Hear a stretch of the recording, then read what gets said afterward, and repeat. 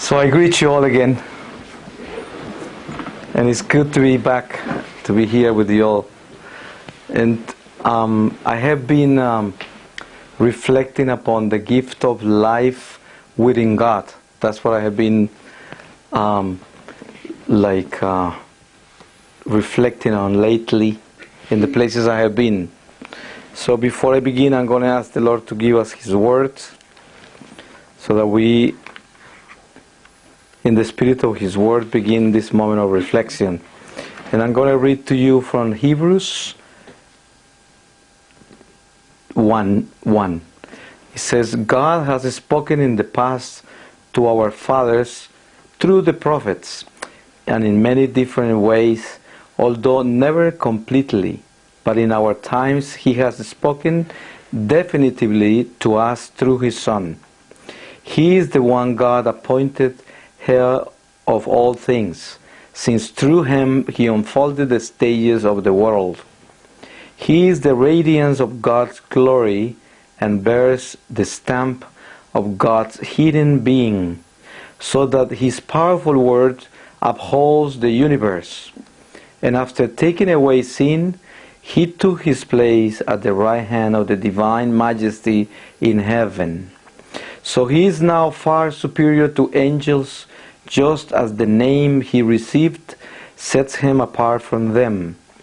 So, to what angel did God say, "You are my Son, I have begotten you today"? And to what angel did He promise, "I shall be a father to him, and he will be a son to me"? On sending His firstborn to the world, God says, "Let all the angels adore Him." Whereas about angels we find words like this: God sends the angels like wind, makes His servants flames of fire. But of the Son we read this: Your throne, O God, will last forever and ever. A rule of justice is your rule. You loved righteousness and hated wickedness. Therefore God, your God, has anointed you with the oil of gladness above your fellow kings. The word of the Lord. I was asked by a Croatian reporter last night that she was interviewing me in a little town about 2.5 hours away from Zagreb, and she was asking me, how does one know that one is mystic, or what is being mystical? And what came out was that he that believes that his home is not on earth, that is in heaven, is already a mystic. Because once you conceive that reality, then you live a mystical life. It's as simple as that. The mystic is to live within that supernatural life where we conceive our existence beyond this one. And we understand that what is to be seen is reality, and what we see is just a transitory state of being. So therefore, being mystical is understanding the beyond, what awaits us. So therefore, I think that to begin with this reflection, I will say, how do we conceive the gift of life within God, and how do we live up to that? And the beginning of that is to actually realize certainly that we have been created and that we have a God. And that is a basic question we all answer very early on in our faith, because we believe. But the question that I'm trying to formulate tonight in this reflection is not the knowledge we have of that because of what we have been taught. It's the conception of that in our heart as to how much of that teaching does live in our hearts in a true way. So the conception of living the gift of life within God has to be with what you have done, with the understanding of the knowledge that God created you. So that's the beginning of a mystic. And if you don't have that mystic, then you are not living after the gift within God. You are living after the gift within your own conception of life, which is what you accommodate and conceive as life for you, according to your conveniences, according to your personal conception of what you are about, what appeals to you, the way you formulate your ways every day, in every endeavor, in every way. So I think that when you see a world like the world we live today, we see a materialistic world, and we speak a lot about that. We live a materialistic world. When we look at the history, we know the world is always been materialistic, because the world is matter and is material, and people first, before anything, they have to discover matter.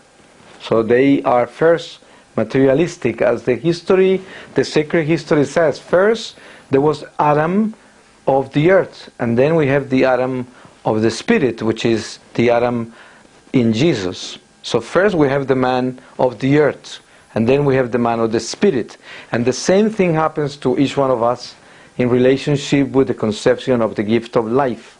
We have to realize first and learn about the Adam of the earth, the dust, and conceive that, and learn how to distinguish the difference between that dust, that temporary state of being, that earthly being, with what we actually have been given as a true inner life that is eternal in the Spirit. So that's the encounter with the Adam of the Spirit, with that particular gift of redemption in us, which is that resurrection from that death of sin. So we see a world like this today, where because of the experience we have, the history we have behind, and the battles, the millions of battles of good and evil, we have a result today, an economy that obviously brings in the goods and the wrong together, and people live up to one or the other according to where they belong to, or where they choose to be. And today we have a very developed human family materially. So we call it very materialistic. And then we could have prophecies that say this is the peak of materialism. This is the end of the end of the end. And it's very easy to come to that conclusion. Now, when we hear about where God really says about the very end, we know that God says only God knows when that is going to take place. So we could be here talking about the very end when this is not even the middle, probably. We have no idea. For us that are here, it looks like the end, but it could have looked the end to a lot of people before, centuries before, many times. That's why we could never assure where we are at, and it's not important. So why is it not important? Because it's not about here. It's about where we're going. So if it is about here, then it is important to find out what's going on in relationship with the end. Because then we are too concerned about here. And I want to know what's taking place, what's going to happen with this. So my concern and my focus is about here, not about where I'm going. Because where I'm going is I'm going nowhere. I'm just camping out here, and this is my home. So I don't have an understanding of the gift of life in God, within God. I have an understanding of the gift of life within me, which is the conception I have of my life and the conception I have of the world, which accommodates to whatever is convenient, philosophically, ideologically, or even religiously, because some people accommodate their own religion to whatever conceptions of life they might come up with, according to what they need or want. So I think that one thing is lacking for us today, and is the understanding of what it means to be mystical, Because you see our own Catholic faith. You see the biggest problem we have in the Catholic Church of today, especially when you see the church in Europe, in North America, the biggest problem we have is that it's lacking mystic. It's a religious church for sure, and it's a very it's a very trim, very glamorous church in many ways. It's very well presented. It's very articulate, and it's good looking. If you look at it, and people are really concerned about the looks of the church, and people are really lined up in the church in many different ways, in many fronts of charity, and there are many things happening that you will say the church is alive. And it's not like it's dead, because the church will never die. But what I'm trying to say is, when you go into the churches today, it's very common to see people that are religious, but they have no mystic. So, what happens when you have no mystic and you only have religion? Then all this information that is flowing so immensely today, it takes over. All this wrong information, all these false prophecies, and all this information that comes out of every corner. And why is this happening? Because the devil knows that we are a target for that, because of the lack of the mystic. Because we live in the gift of life within us. And we are going to church to pray so that God protects the gift of life that we have, not the ones that He gave us. The one we have, the one I own. This life that I want to manage my way, and I'm so attached to it, and I'm so concerned about it, that I have to make sure it's protected by God, blessed by God. And if I find somebody that could bless me 100 times a day, I'd be on my knees there being blessed 100 times a day to make sure I'm protected. And because I'm protecting something that is mine, my life. So when you live that kind of life, and your religion is about protecting that kind of life, you're not living the gift of life within God. You live in a life that you conceive yourself as your own, and therefore your religion has no mystic. Because your religion is just a place where you go to be protected, to be blessed, to make sure you keep what you got, what is yours, and those that are yours too. Because you go there to find protection for those that are yours. Because also the gift of life of your dear ones is also yours. You don't want to lose them, so. And when I speak like this, I might be taking wrong sometimes if you think about it in a very human way, because obviously I'm speaking in a spiritual language which leads us into living a supernatural faith, not a religious faith alone. So therefore, I'm not saying that we don't have to take care of our life and be concerned about being blessed and have a religion that will feed us and that will lead us into a safety where we feel that we are protected by God and God loves us. Obviously we want that, and that's part of our faith.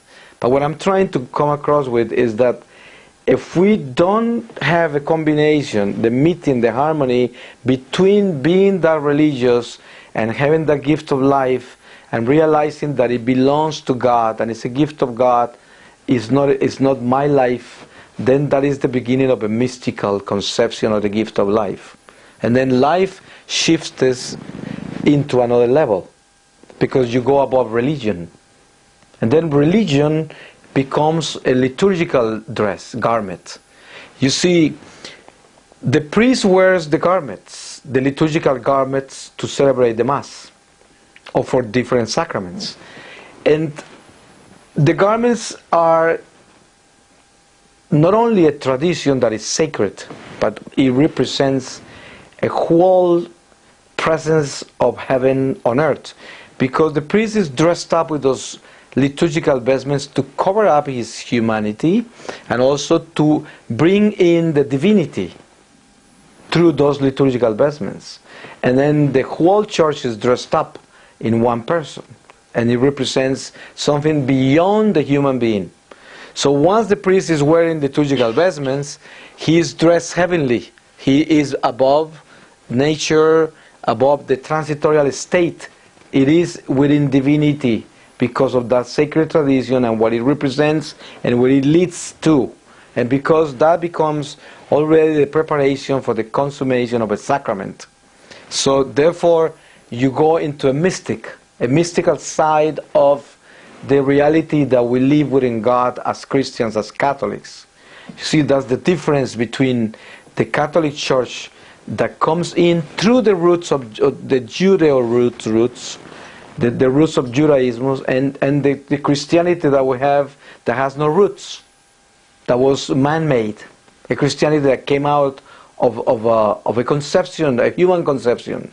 And what happens then? When you lose the sacred tradition, you lose the roots and the understanding of how the Lord has led us through his sacred history into today, into the church today, then you realize how He has provided for us the walking into heaven.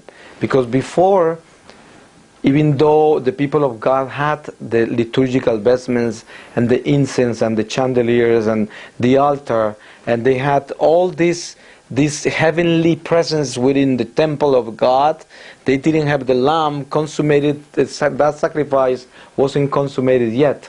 So therefore the mystic that leads us into understand that heaven is open already wasn't there. But now we have it. But the thing is, we do have it, it has been given to us. But the question is, do we have it in the heart? The understanding that we are mystically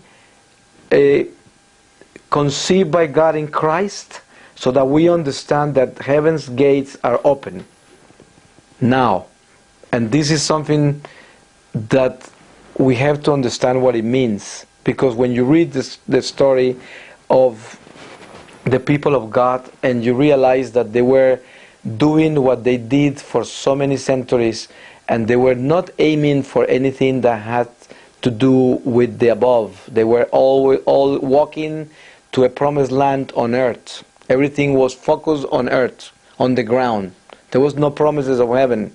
There was no promises. And the fact is that there were some Judeo tribes that didn't even believe in the afterlife, because they were focused on Moses' law in a way that was very earthly. And the rules and the laws were all earthly. They still live by those laws. The Jews and the Muslims, they go by the Italian law, which is a tooth for a tooth, an eye for an eye, and they work on an earthly way, in a religious way. And so the mystic begins for us in the Eucharist, and that's why understanding how to live that gift of God,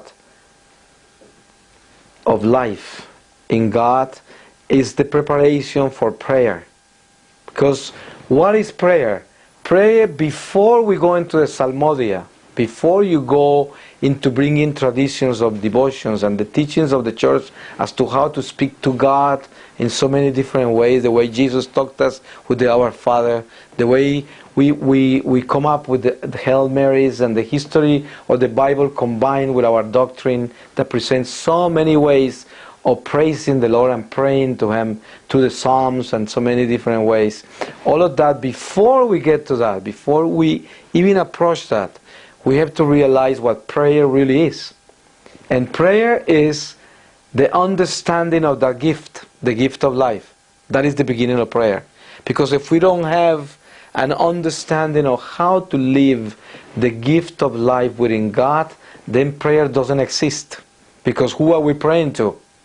What we do is almost magical. We are like chanting and bringing in a psalmody and a tradition of devotions and a religion in order to conquer and get something. And that's something that has nothing to do with prayer. Because that's what they do when they read the tarot cards, and that's what they do when they read the crystal ball, and that's the same thing. There's no difference. Because if you pray and you do all this psalmodia and you have all this religion, but all you do is to get something out of that, and it has nothing to do with the true conception of who is God and who are you, and what is the gift of life, and how do you live the gift of life within God. Then if you don't have that clear, then there is no prayer. It doesn't exist. You haven't even begun to pray yet. You never pray. Because prayer is not about saying it. Prayer is not about reciting it. Prayer is not about knowing sacred history. Prayer is not about theology. It's not about knowing theology. Prayer is not about conceiving the faith in the way it's been passed along through the years. Prayer is about conceiving the gift of life within God. That is prayer. Otherwise, you will never be able to truly bring that prayer into the heart of God. How could you? When you are talking to someone that you haven't even accepted as your creator in a mystical form, in a mystical way, in your heart. You have a religious conception, but you don't have a real intimacy, a relationship with God where you can say, this is a gift, and I know who gave it to me. And you see, this is a very thin line between the intellectual conception of what I just said and the mystical conception of this. Because you could say, I have always been aware that God gave me this life. I have been a good Catholic. I always know that God is my Father. I even have experiences with God the Father. And I know I have this conceived in the depth of my heart. I know this. And you could actually intellectually argue this and present that position. But the question is, it's not about what you think and what you say. It's about what you really have in your heart right now. Do you know, if you will challenge yourself right now, will you say that you truly have the understanding of the gift of life within God? That you truly have a conception of what prayer is and where it does begin? I mean, where is it? And are you really praying the way it is conceived as a prayer, when you see that when you pray, you are in communion with the Creator and therefore you disappear?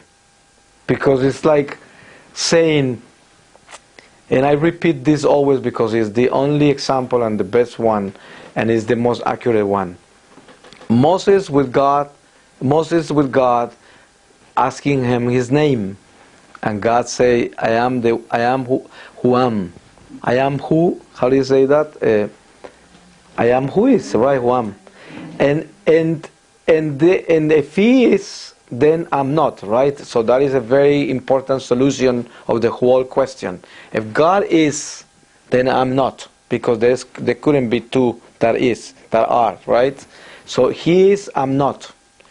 So I am who am is God, so I am who's not, obviously. So I have to let God be in me so that I can be.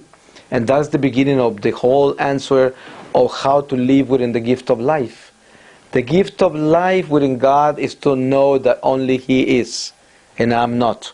And I could only be if He is in me. So therefore, the beginning of prayer is the realization of this gift within my heart. To know that God created me, and that when I'm going to pray to Him, I'm just going to be in union with my Creator, but not necessarily in order to fulfill what I'm looking for. I'm just going to go into my gift, to the giver, and to the giver of the gift. And I'm going to be in union with that gift, praising the gift, and understanding the gift from the source of the gift. And that is the beginning of that mystical conception of what it really means. So today we find a world that is so filled with a conception of religion that is so complicated, because the devil has done the most amazing way in bringing this global or globalization of religions. You see, one of the worst things that we have today is not the globalization of all the nations. The worst thing we have is the syncretism, because what we call New Age is just the surface of what is taking place.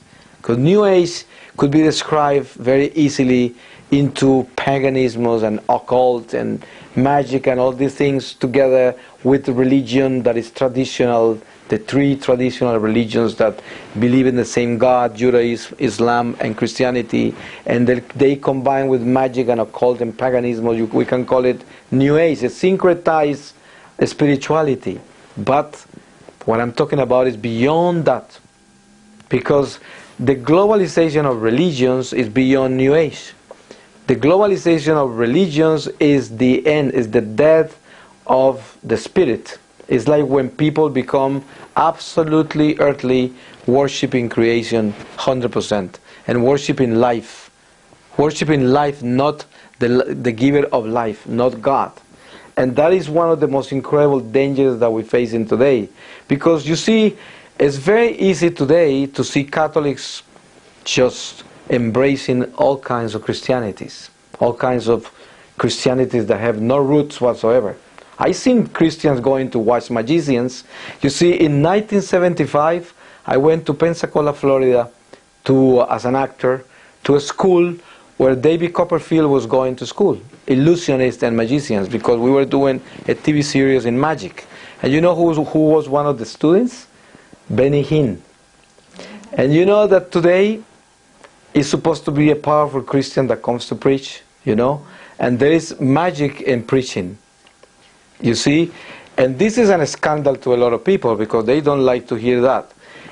I tell you why. I'm not talking bad about Benny Hinn, don't take me wrong. I'm just talking about this kind of situation. There in America, where I live, for years as an actor, I was faced, without being a Catholic, I was a lapsed Catholic. I was faced with a lot of strange movements in the south of the U.S. All the Baptists, the Evangelical, the Pentecostals, and so many that you cannot count them. Last count was like 35,000 or something like that, because anyone can get a Bible and open a church. Anyone. And then call it a Christian church, and that's it.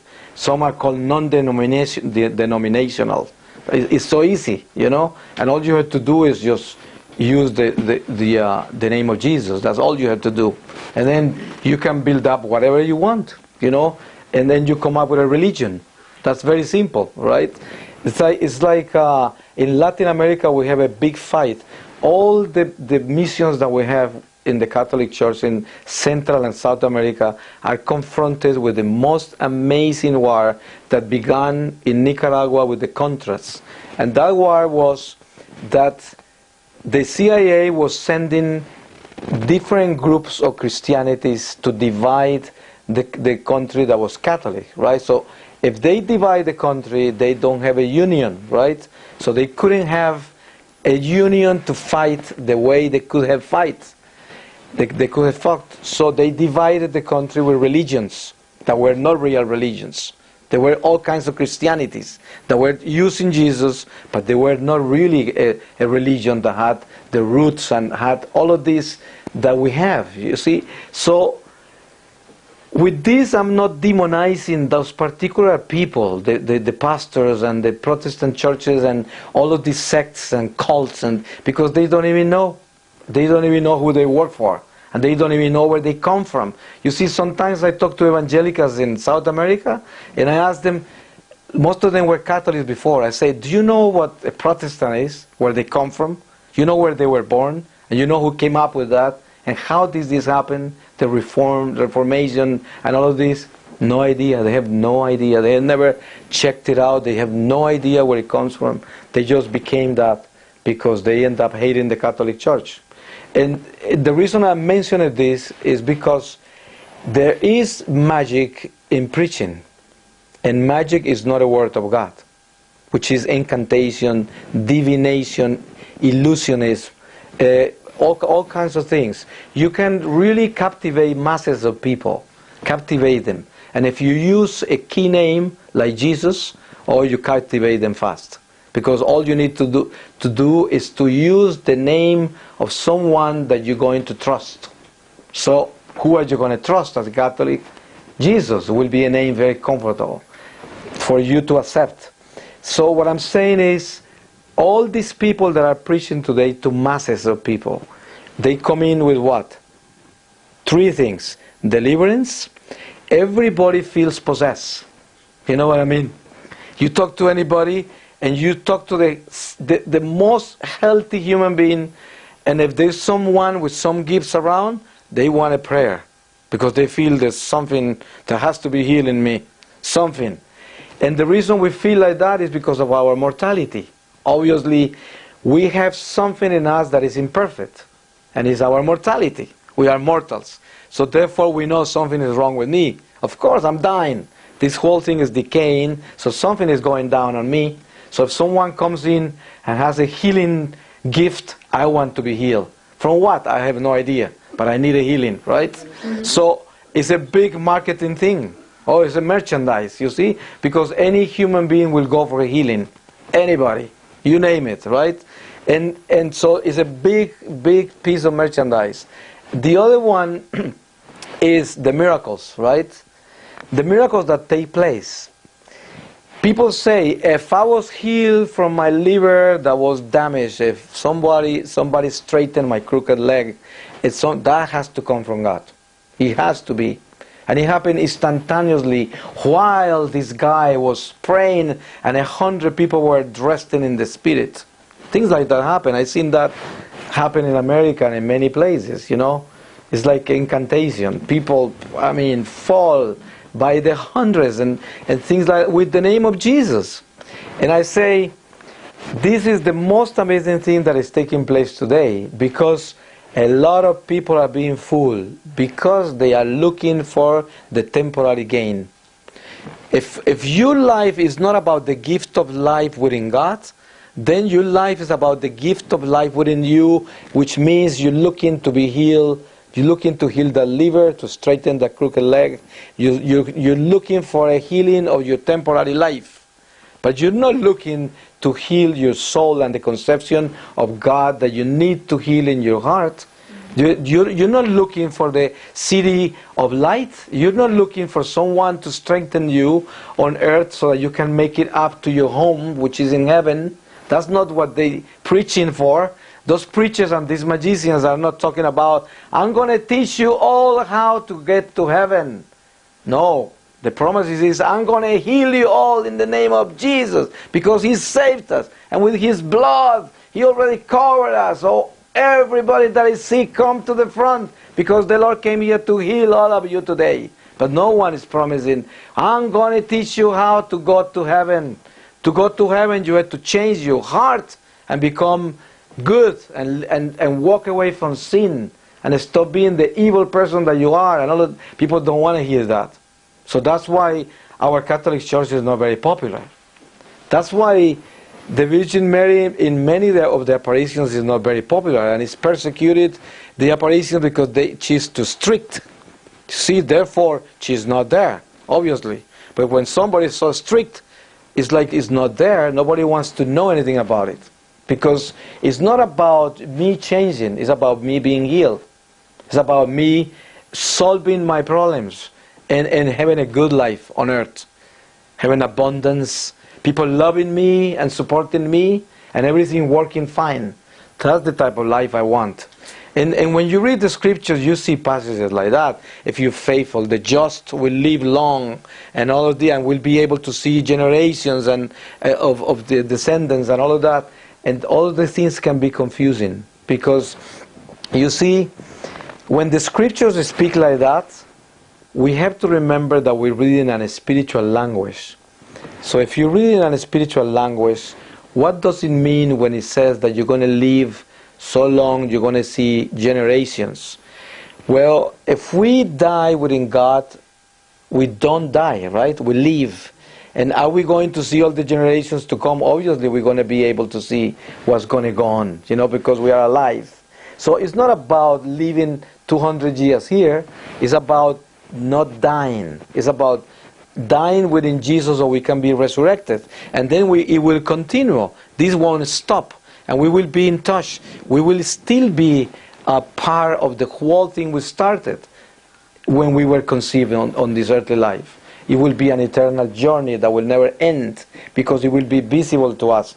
It's not like the ones that go to hell and are unplugged and disconnected from everybody. And they will not see and will not be allowed to be part of anything that goes on after they go down. They are disconnected. But if we live within God and die within God, we will live forever. And therefore, this will go on and continues going on. That's why the biggest gift of the understanding of the gift of life within God is to know that whatever we start on earth for the glory of God will continue when we go. We will continue working on that. It will not stop. Some saints have talked about that, like Padre Pio, Saint Faustina, Saint Teresa of the Little Flower, and they speak about, but it's not only them. Because some people say, Padre Pio never left. He's here. Yeah, but nobody left because the churches are together. You see, when you talk about the three churches, we're talking about dying and going into a higher hierarchy. And then, therefore, where are we? We are all fighting for the same cause, for salvation of souls until Jesus comes back, and this is over. But not until it's over, it's not going to be that we are going to be one single church within the three. And therefore, when we passed away from this earthly life, and we die within Christ, within that gift of God, that is the gift of life, we will continue working on this battle. We will continue. And that's why they say, where are your relatives? Well, your relatives that die within God, they are here in a higher rank. And they are more effective than they were when they were here. Now. But they are not your relatives any longer, because it's not about blood and flesh. They are spirits of the Lord, a family in God. So therefore we know each other and we recognize each other, but it's not going to be about this. It's going to be about perfection. It's going to be a state of being where there is no divisions and no separations, no procreation. Therefore, it's not anymore about male and female. It's about the Spirit of God, the ultimate, So now, all of this conception has to be understood now, not later. Because unfortunately, most people die and they have to begin from zero the lesson. And people that were religious, people that studied 10 years of theology, people that went, it was the most fervorous, the most pious people, and still they didn't have a conception of the mystic of this life. Didn't have. So what do they have to do? They have to learn the lesson in Purgatory. Because, you see, right now we have to understand what we are about. What is it that we are about? If we are of God, then what we're doing right now is preparing to leave this state of being that is mortal, that is a transitory state, but is the beginning of the eternal journey. And the preparation is to be able to stand in front of the Lord and be able to see Him, be able to look at Him and to see Him. Like I said sometimes before here, of something that happened to me before the Blessed Sacrament one day, when I was talking to the Lord about His invisibility. And then the Lord said to me, I am not invisible. I am perfectly visible. You have to become perfect so you can see me. But I am permanently visible, perfectly visible. And why can we not see God? Because we are imperfect because of sin. So therefore, if we do what Jesus told us, be perfect and holy as my Father is perfect and holy, we will be able to see God. So what is our work today? To become perfect through holiness so that we can see Him. So at the end of this life, what is the challenge? So that I'm able to see Him. Because otherwise, I'm going to have to spend a long time in Purgatory preparing myself to be able to see Him. Because otherwise, I'm not going to be able to see Him. And you may ask yourself, who can do that when I'm such a sinner? I'm not able to become a saint because I'm falling left and right. You see, I don't seem to get it straight, no matter how hard I work. But the truth is, we have to remember, if you conceive what I'm talking about, the gift of life within God, and know what it means, then you realize that God in Jesus is going to complete you at the end of this life, as long as you are walking on that mystical journey of understanding what the gift is about.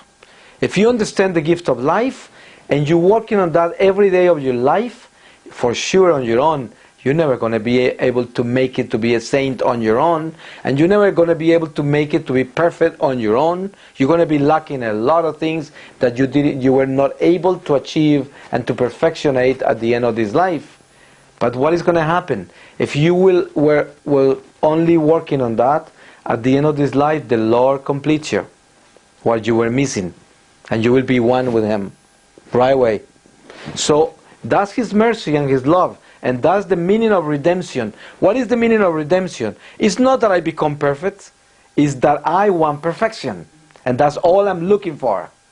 And then if all I want is God what I'm going to get. So that's what the Lord wants us to focus on. He wants us to focus on perfection and holiness, and to be sure that we only want that. Doesn't mean that I'm going to get it on my own. No. But the Lord is going to give it to me because that's the only thing I'm looking for. That's why they say, where your treasure is, that's where your heart is. Where your heart is, there is your treasure, right? Your treasure is there. And what is your treasure? If your treasure is heaven, you know, a lot of people have gone through this life living a very good life, so to say. Religious, pious, charitable, giving, good people. But they never had a desire for heaven. Never. They never thought about heaven, not even 1 second. And they were very good religious people. And people that were doing everything really well in life. But they didn't have a desire for heaven. Never.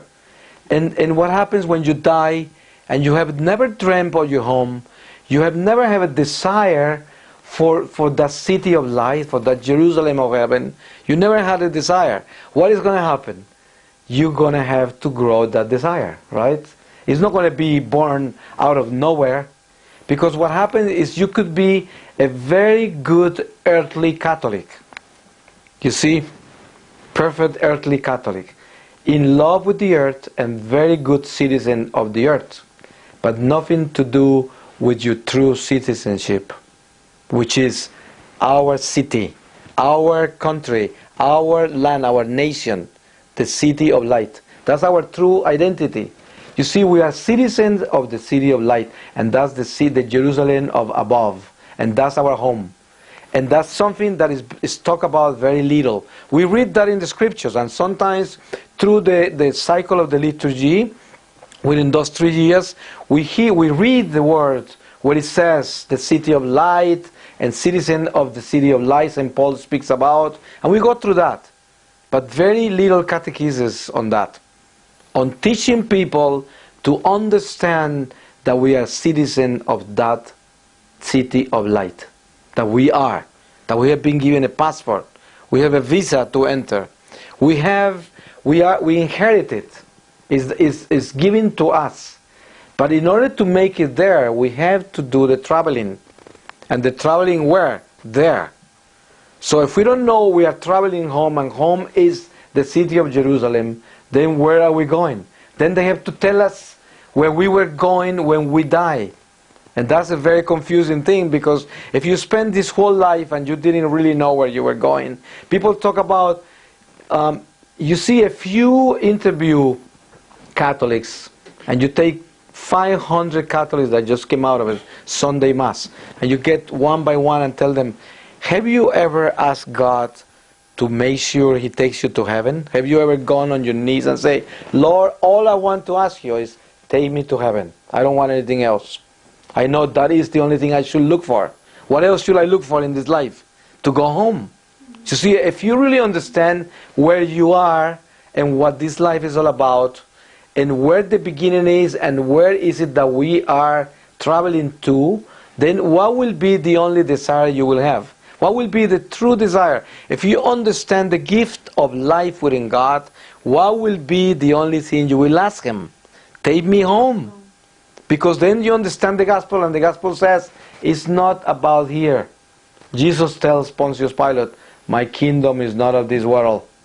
If it would be of this world, the angels will come and rescue me. But it's not of this world. And the teaching of the gospel is on and on and on about the city of Jerusalem, about heaven, about pilgrims. We are pilgrims, we are in transit. But you see, the conception of that is very poor. extremely poor. Most people are complaining all the time. How long, God? When is this is going to change? When are things going to work for me, Lord? This is the kind of dialogue with God. It's not anything about heaven. It's all about the earth. It's about when this is going to be fixed my way. Things need to be worked out, Lord. I've been praying for so long. I even stopped sinning because of you. Trying to get it straight. Like a big deal, right? It's like, so the truth is, if we don't understand that the absurdities of this life should not entertain us, should not distract us, then we will never have a desire for heaven. Because we'll be too focused on earth. Extremely focused on earth. And people will rule our lives. Creatures will be the runners of our lives. We will be dependent on human beings only. And human beings will run our life. They will be the boss of our life. And then we will be slaves. But so if we focus on God and focus in heaven, in the gift of life within God, then we are not slaves of creatures. We are not slaves of our own sins, senses, instincts, and reason. And we are not a slave about a temporary life. We are above that. And that is a mystical conception of life. So, in order to conceive true prayer, you have to begin right there. That is the beginning of prayer. You notice, everything else you do, if you're not working for that particular goal, you are just running around in circles, being an earthly human being, dressed up in a religion. That's like the Pharisees, right? So, we have to really be concerned about challenging ourselves deeply and finding out what we're doing in relationship with the gift of life. And finding out if that gift of life, we live in it within God. It's very important. And also finding out, if I sit here tonight and I really, really come down to terms with myself and say, what is the most important desire in my life right now? To have a new car? To have a bigger house? Or someone to love me? Or people to really admire me and appreciate me? Or to have a better health, physical or mental or whatever? Or to have more talents? Or to learn more? Or to have more money? I don't know. What is my bigger desire? So if you really become concerned about what is important in your life, and you discover that your biggest desires are all earthly, then you know you are not even beginning to live the understanding of the gift of life within God. Because you're living the gift of life within you. You are all focused on your little self. That's all you're doing. And all your concerns is about what's going to happen with this and what's going to happen with that. And when am I going to get this? And when is this going to be solved? And that's all your concern. All of that. What happens if you die right now with all of that only? And your life is only that. What is your life right now? Oh, my life right now is I'm concerned about healing my liver. My life right now is concerned about getting a better car, getting a better job or more money, or straightening up these relationships that are going down. And making sure I learn more in order to become better in what I'm doing. None of this is wrong. What I'm saying, desiring these things is not wrong. What is wrong is making out of those desires your only goal in your life. That's what is wrong. Because those desires and those needs are human. And we are human beings and we have those needs. And they are real. And we should bring them to God. And God takes care of that kind of thing. But what I'm talking about is something beyond that. It's talking about if that is all that is going on in your little heart. If that is all that is going on in your life, then you are just an earthly human being. You have no goals with God in the beyond.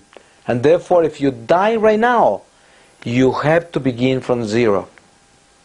From zero. The Lord is going to tell you, you just wasted the life I gave you. So I'm going to teach you what I wanted from you. So let's begin.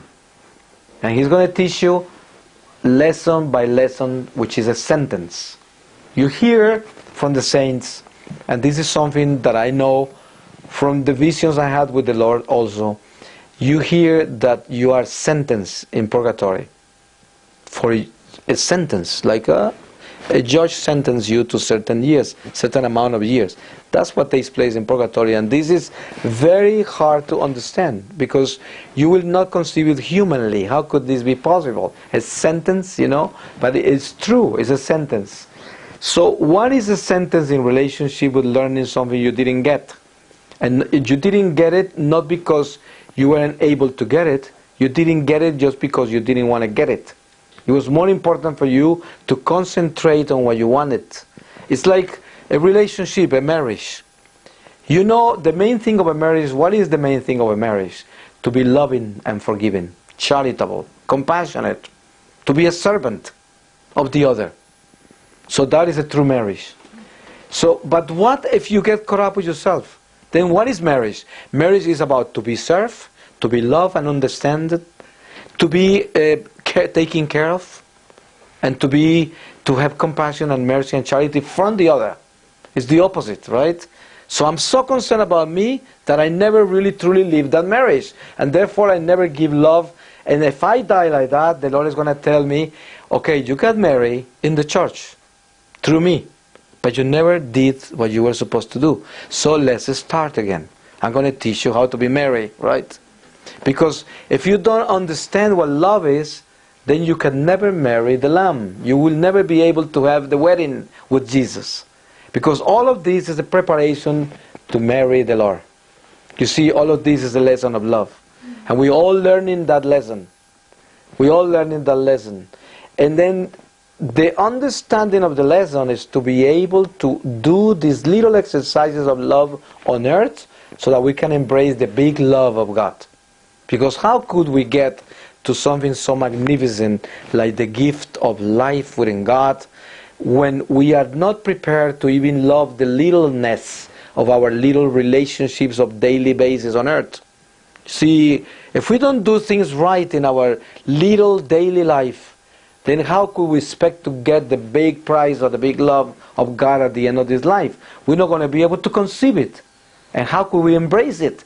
We will not be able to fuse ourselves with the immensity of the love of God because we never had that dimension in our heart. Our love was too little, if any love we had. If we had any, it was too small. And therefore, at the end of this life, it's going to burn us. It's going to burn us because we're not going to be able to bear it. You notice, when we grow up and we begin to deal with relationships with human beings, since we are little, there's a constant lesson of love going on. And we see people that love us unconditionally. Like mothers, when they are good mothers, they love the children unconditionally. The children could be horrifying children. And that mother is always there faithful, regardless. They are monsters. And everybody says, how can she love the guy? He's a disaster. And mom can kill for that, right? Because she loves unconditionally. And it's a love that is unconditional. But the person that is not appreciating that love, that black sheep of the family, is abusing that love, but knows that is not even able to stare at those eyes that love, that give that love, because those eyes burn that person that is not able to understand it. It's like when you go to ask for forgiveness to someone that is proudful, someone that is filled with pride, you know that person is going to hate you because you're going to ask for forgiveness, because that person has no love. See, when they have no love, they don't understand forgiveness, and they don't understand anybody humiliating himself to ask for forgiveness. They will not understand this because there is no love in there. So the most important thing we have to do is to realize who we are in relationship with that gift. So we have to be real. And this alone, if we just do this spiritual exercise of finding out who I am really in relationship with the ultimate desire in my life, I guarantee you that a lot of your problems are going to be solved. Because a lot of the problems we have is because our earthly roots, is because of self. Because we are attached to the outcome of things our way. And we deal with it religiously. We can become really intense Catholics dealing with the things I want to straighten up, you know. Because I say, oh, you won't believe how things changed ever since I became faithful to the Lord. Things are working. I recommend it. It's like a business, right? And it's true. It's good to give testimony that God is alive and that God actually transforms us. And if we are just and we are obedient, things work. And God is present. It's true. But the question is that the reason I'm doing it for? The only reason? Or is because I know it is the path, the truth, the way, life. Is Jesus. Is that the reason I'm doing it? It's like someone gets married and is faithful only because has to be faithful. Not because believes that has to be faithful or feels that he has to be faithful. Just because it's mandatory. It's something that you have to do. It's very different than when someone truly loves and is faithful because love is there. So I'm faithful. But if I am faithful only because I know if I'm not, I'm going to get in trouble, then that is not faithfulness. And a lot of people go to church because they are afraid to go to hell, or because they are afraid that things might go wrong. So they say, I pray because I'm afraid. Because if I don't pray, I might get into an accident. If I pray, things might go wrong with my family. If I'm not a good Catholic, it might go really sour and bad. Look at this one. Look at this. Oh, look at what I used to do. So you see all the wrong reasons to be. And that is why we are focused on the wrong gift. So focusing on the true gift of life within God, which is really the goal of this life, to go to heaven, solves 90% of your problems immediately. Takes away a lot of weight from your shoulders, because you're going to be focused on the truth. You're going to be focused on the real thing. Because what is one going to do if one only desires to go to heaven? What is it that you're going to do on earth? Or you're going to make sure you do everything really fine, and that you do all for the glory of God, and that you understand that is He the one that is leading you, and you're going towards Him because He is the only one that can bring you in. It's the only way. And you know, and you fall in love with that vision of the light. Like St. Paul says, we live on that hope. That hope is what leads us. That hope is what is calling us. And if we have that hope within us, and that hope is there, the horizon, and we are walking towards there, and our life is all focused there, then everything becomes magnificent within the trials and tribulations of this earthly life. Because then they become natural. They don't become unnatural. You see, today, if you don't live the gift of life within God, you'll be scandalized with every trouble, trial, tribulation, difficulties of this life. You will be horrified. You say, how could this be possible? Why is this happening to me? So, why? Because you focus only on this temporary life and on you. But if you focus on God, above your mortality, you bear with the pain, the tribulation, the trials of this life, and you let it be. You go, okay, God, this is your pedagogy, this is the way you're teaching me how to get home, and I have to carry this, and I have to live under these conditions, and this is my life. So help me, strengthen me to have the faith to know that I'm going home, and all of this absurdity of this temporary state of being is going to come to pass, and things are going to be just fine with you, within you. And that is a very different way of living life. Otherwise, you live a very confused life. Or a life which is the worst life of all. The life of the indifferent. You see, the worst demon. The worst demon of all the demons is the demon of indifference. You see an indifferent person, you can bring an indifferent person to the most anointed Mass, and is there like an angel. Everybody says, my husband came to Mass. He was so into the Mass. But at the same time, you take that same husband to a prostitute house, and he's going to be there, the biggest party. And the same thing, it's going to be fine everywhere. You see, no difference, because the demon of indifference is in the heart, and it's the same. It's the same if I hate or love. It's the same if I have this or I don't have it. It's indifferent. So to people, that might be very, very tricky to understand, because you might think that person is very special, because it doesn't seem to... You don't know the wrong side of that person because it's not going to show it to you, obviously. That person is not going to show you what he's doing where you're not supposed to know. No, that's going to keep it secret. But one thing is for sure, you're not going to be able to read it well if you don't have that discernment. Because you might see that person as someone that is actually taking place in front of you the way it appears to be. So the demon of indifference is one of the worst demons that there are. So now, why am I mentioning this? Because all of us have some level of indifference in us. Why? Because of frustrations, because of fears, because of anger, resentments, because of voice of affection, because of desires that are completely messed up.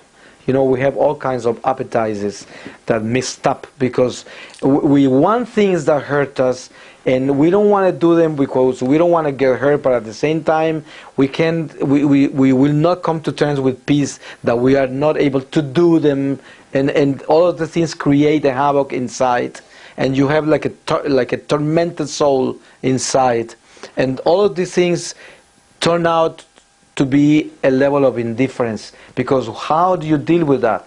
You become indifferent to all of those areas, and they are alive and they are taking place in you.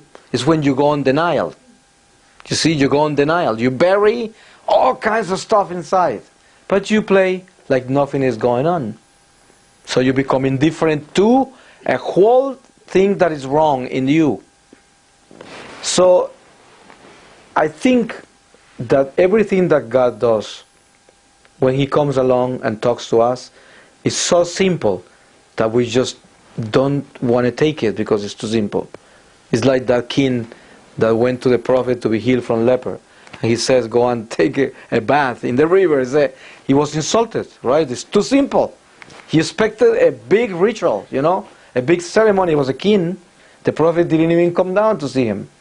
And after that, when he was healed, he was begging the prophet to receive an offering from him. The prophet didn't even want any offering from him. And that's what happens. The simplicity of God is so amazingly flat, simple, that's why we don't get it. Because we want something more sophisticated. It has to be better than that.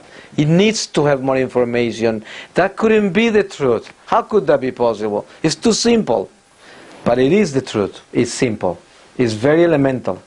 I say, how do you solve all these earthly endeavors and problems that you have right now? Most of the problems you have right now, fears, depressions, anguish, resentments, all kinds of ideas that are frustrated and questions that you have, existential questions. How do you solve all of this? And I could mention a million things because we are so intrinsic. We have so much going on, each one of us. We could write encyclopedias for each one of us. So let's don't even get into it, right? But I say, how do you deal with all of this? You see, it's very simple. You just understand that it's not about this.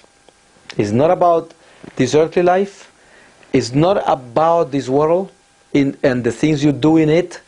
And it's not about what you're thinking. It's about what has been promised to us through the Lord. It's about that. And what did He promise to us? He promised He was going to go before us to prepare a place for us. He says, he who believes in me will be with me. And where I go, you will go. You will come with me. So you're not of this world, as I am not of this world. And that's what He was telling the Father when He was asking to bless these apostles that He was leaving behind and all of us.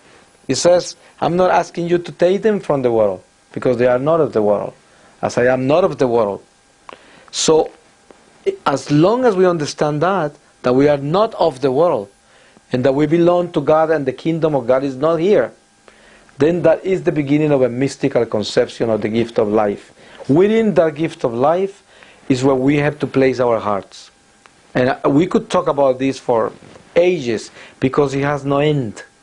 But the main part of this reflection will be, where am I right now? Where is my heart? Is my heart absolutely earthly? Am I an earthly being dressed up religiously? And that's me? That's the Catholic I am? And everything I do, my communions, my confessions, my pilgrimage, my rosaries, my charity, everything I do it just for this earthly life only. And this is all I'm doing, surviving here. And making sure that through my religion, if I die so religiously, oh, I go to heaven probably. Or maybe I have a light purgatory, right? So this is not the way.